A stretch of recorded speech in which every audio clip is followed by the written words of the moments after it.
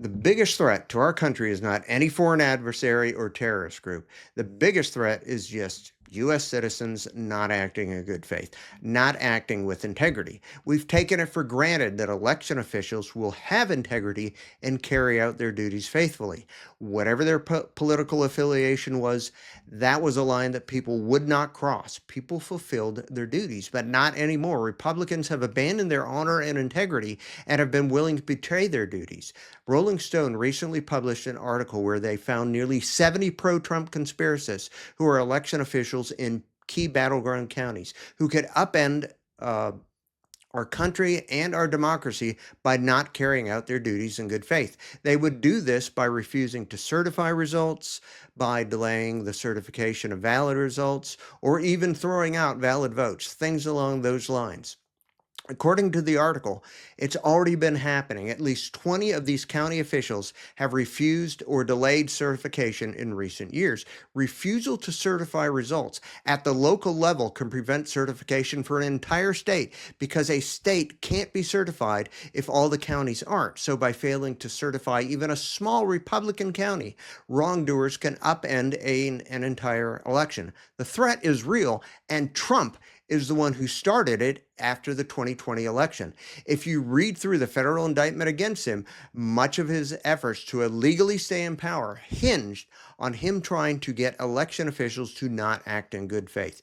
As documented in the federal indictment, Trump lied about finding election fraud to get state and local officials to act in bad faith and change results in his favor. When that didn't work, he organized people in states to create fraudulent slates of electors and have them transmitted to the vice president and other government officials. He also tried to get the acting attorney general to send a letter to key states falsely stating that the DOJ had found election issues in an effort to get the states to accept the fraudulent electors. And of course, Trump tried to persuade Pence to betray the Constitution and use his ceremonial role at the January 6th certification proceeding to fraudulently alter the election results.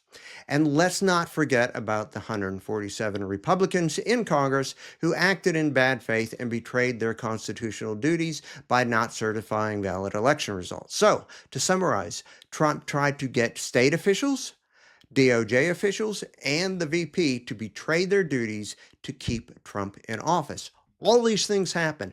There is no question about it. There are witnesses and documentation to support everything. Whether Trump gets convicted or not, his actions are inexcusable. Why would anyone still support Trump or any Republican? By the way, the federal indictment is available in PDF format and is only 45 pages long. It's readable. It's not a bunch of legalese. You should read it. Trump's illegal efforts ultimately failed, but since then, people have had time to go back and review the points of failure so that they'll succeed the next time. Now let's fast forward to the current day where Trump has picked a VP who he says would have allowed the use of fake electors. There should be very little doubt that he will pick an attorney general that will support any coup attempt. He tried it in 2020 with Jeffrey Clark, but he failed. With regard to people in state offices, the Rolling Stone article provides a lot of detailed examples of what a huge, huge threat that this is. And of course, part of the plan from Project 2025 is to fill the government with people who will be loyal to a person or party and not the country or the Constitution. The threat to our country is real. It only takes a few people in key state or county positions to upend U.S. democracy and turn the country into Russia forever.